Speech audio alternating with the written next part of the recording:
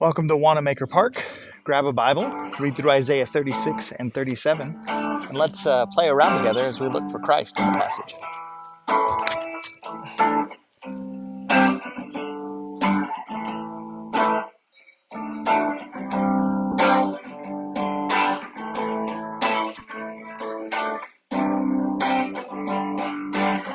A long string of poetic prophecies throughout Isaiah. We come to a couple of chapters that are narrative in nature. If we know our history, we'll remember that Assyria has already taken Israel into captivity. And now in this chapter, we see that in the 14th year of Hezekiah's reign, Assyria comes up against Judah and Jerusalem.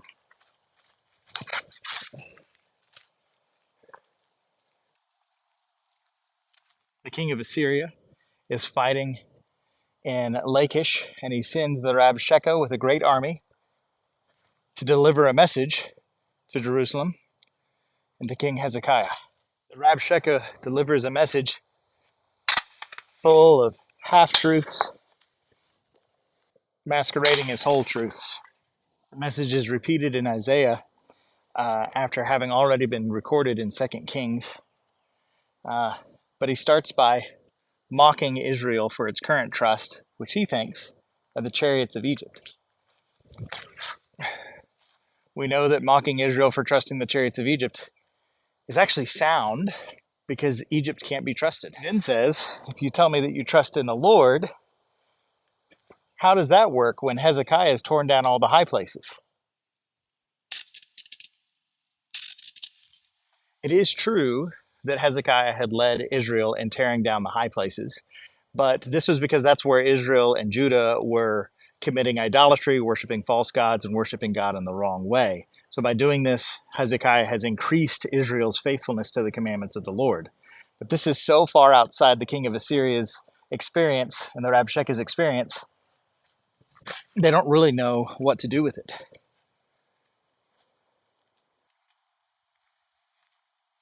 Sometimes the tree kicks help. The Rabshakeh continues his taunting by offering to give them horses if they're able to put a rider on them. And he claims that even the smallest army, the smallest captain, would be able to defeat Israel. And honestly, it's probably true. Israel as a nation was never considered to be horsemen, but this is just being rude. The Rabshakeh concludes his first message with the biggest whopper of them all, claiming that the Lord had told him to come up against them. Again, it's a near truth. The Lord had actually appointed Assyria to judge Israel, but not Judah.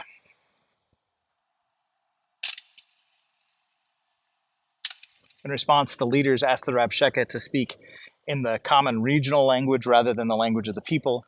The idea is that they desire to have a negotiation between the king or the commander and the king himself, not with the people generally. The Rabshakeh replies with a rather graphic taunt of, why shouldn't people who are doomed to destruction hear it from my own mouth? The Rabshakeh then adds insult to injury by despising Hezekiah, the Lord's chosen leader, and saying, don't let him tell you to trust in the Lord. Instead, trust in me, who will let you live in your own land until we come and take you to a land just as good. This is all just lies straight from the pit.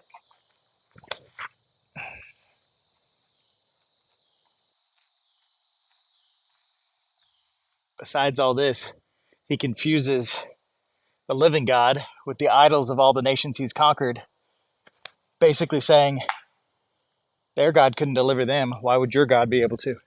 And with that, the leaders bring their message to Hezekiah with their clothes torn. So where is Jesus in this passage?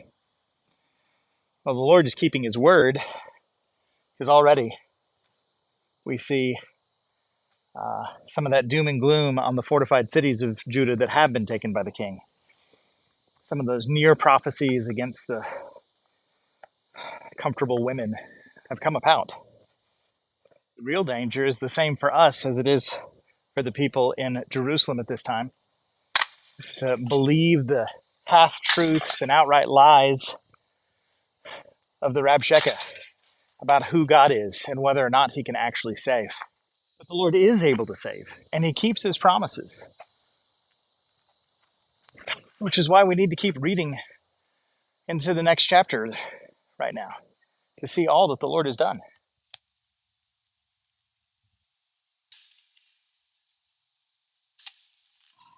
Chapter 37 tells us that Hezekiah, when he heard the word, tore his clothes, put on sackcloth, and went to the house of the Lord. He sends for Isaiah, taking the message to him, and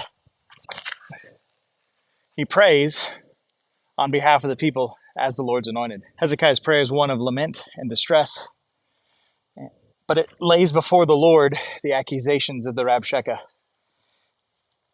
and it asks for the Lord to reveal himself as the living God.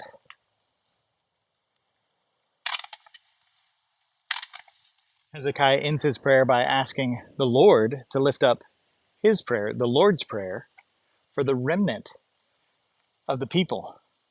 It's interesting because it looks like he's asking the Lord to be the mediator of his own, like Christ.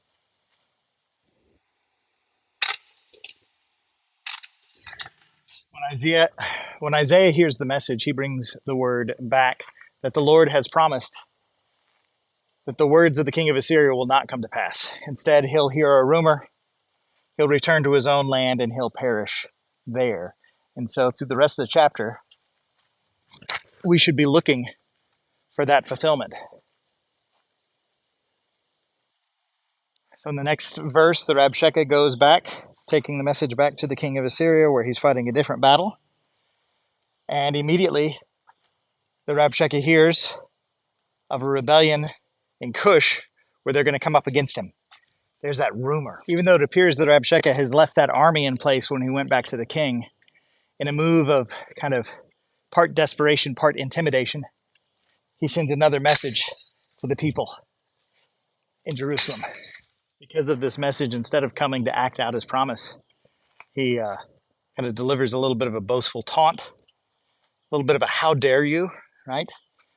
Don't you know that I've defeated all these other kingdoms and their gods? And I wonder how much of that was intended for Israel versus maybe even Cush.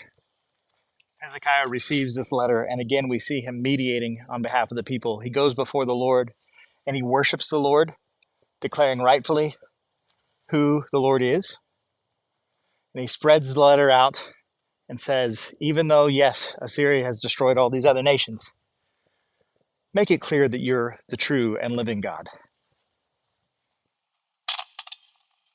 My read on the situation, and I'm kind of reading between the lines, so I could be very wrong, but is that when Hezekiah goes again before the Lord, he's not questioning the word from Isaiah about whether or not they'd be delivered. Rather, he is eager to see the Lord rightly honored. And this king is just like doubled down on his boasts. One indication of this confidence is that Hezekiah is not in sackcloth and ashes the second time. Hezekiah's prayer reminds me a bit of Jesus' prayer in John 11 at the raising of Lazarus. Jesus says, Father, I know that you hear me, but for the people standing around, I pray out loud. I think Hezekiah wants to see the Lord's name magnified. That's why he's bringing this letter before him. Isaiah brings back the word of the Lord and says, because you prayed this way, here's what I'm going to do. And we get poetic prophecy about the coming destruction of the king and his armies. The Lord declares that he knows every step of the king of Assyria. And because of the way he's raged against the Lord is going to bring him low and turn him about and send him back the way he came. The Lord even offers another sign through Isaiah by which the people will plant and harvest for 3 years.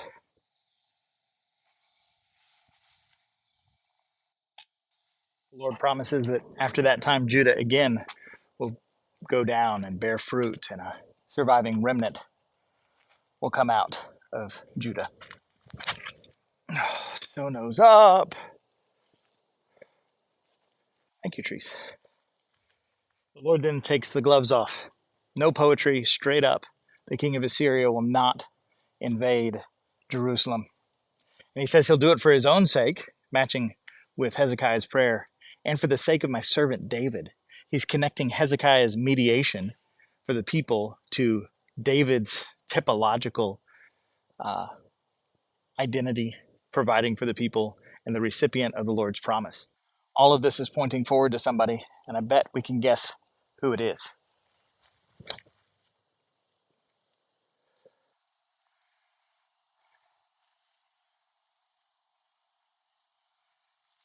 We see then that the Lord immediately acts, fulfilling his promise. The Lord sends his angel, an angel of the Lord, into the camp as an angel of death, and this angel kills 185,000 soldiers, so that when the people wake up in the morning, the ground's just littered with corpses. Sennacherib then leaves, returning to Nineveh, and we learn that while invested in idolatry, his sons rise up and kill him. All the words of the Lord came to pass. In this passage, we see the Lord work deliverance in so many ways. He declares what he's going to do, calling his shots beforehand, and he brings judgment on his enemies in truly miraculous ways. Our triune God truly saves his people. All that said, I think it's in Hezekiah that we see Christ most clearly. Hezekiah is a type. He mediates for his people. He enters into their sorrows, bringing himself low when they are low, and he raises himself up to make sure to ask the Lord to defeat all their enemies miraculously.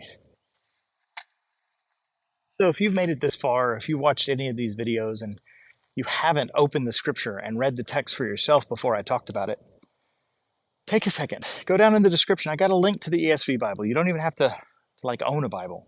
Go read these prayers of Hezekiah and look for how Christ fulfills them, how he is the full revelation of what Hezekiah is doing as the mediator.